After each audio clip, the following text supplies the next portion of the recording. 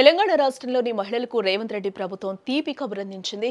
మాజీ ప్రధాని ఇందిరాగాంధీ జయంతి సందర్భంగా నవంబర్ 19న రాష్ట్ర వ్యాప్తంగా ఇందిరమ్మ చీరలు పంపిణీ చేయనున్నారు.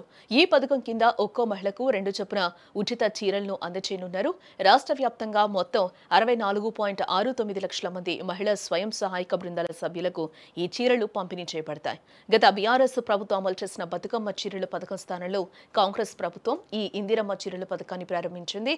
ఈ ఏడాది ఒక్కో చీరకు ప్రభుత్వం 480 రూపాయలు కేటాయించింది. ఇది గతంలో బతుకమ్మ చీరల కోసం ఖర్చు చేసిన 350 రూపాయల కంటే ఎక్కువ కావటం ఇక్కడ విశేషం. అలాగే ఈ పథకం లక్ష్యం కేవలం మహిళా సంక్షేమం మాత్రమే కాదు, రాజన్న సిరిసిల్ల, కరీంనగర్, హనుమకొండ జిల్లాలోని చేనేత కార్మికుల సంఘాల ద్వారా ఈ చీరల ఉత్పత్తి జరుగుతోంది. దాదాపుగా 6,900 మంది నేత కార్మికులకు ఈ ఆర్డర్ ఉపాధిని కల్పిస్తుంది.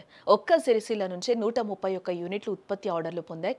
సిరిసిల్లలో ఎక్కువ పవర్ లూమ్స్ ఉండడంతో అక్కడికే ఎక్కువ ఆర్డర్లు ఇచ్చారు. మొత్తం 4.24 కోట్ల మీటర్ల వస్త్రం అవసరమవుతుందని కూడా అంచనా వేశారు. మొదటి విడతలో 2.12 కోట్ల మీటర్ల ఆర్డర్లు, రెండో విడతలో 2.12 కోట్ల మీటర్ల ఆర్డర్లు ఇచ్చారు.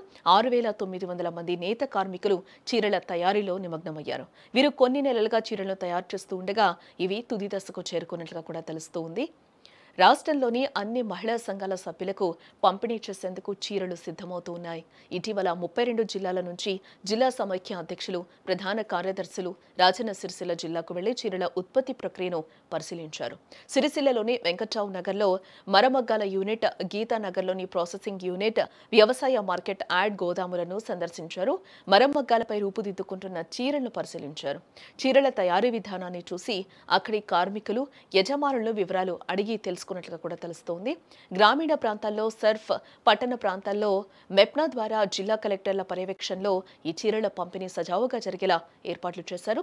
ఈ చీరలను వాస్తవానికి అక్టోబర్లో బతుకమ్మ, దసరా పండుగల సందర్భంగా పంపిణీ చేయాలని ప్రభుత్వం నిర్ణయించింది. బట్ స్థానిక సంస్థల ఎన్నికల నోటిఫికేషన్లు, హైకోర్టు రిజర్వేషన్ల నిలుపుదల, ఆపై జూబ్లీహిల్స్ ఉప ఎన్నిక వంటి కారణాల వల్ల పంపిణీని వాయిదా వేసింది.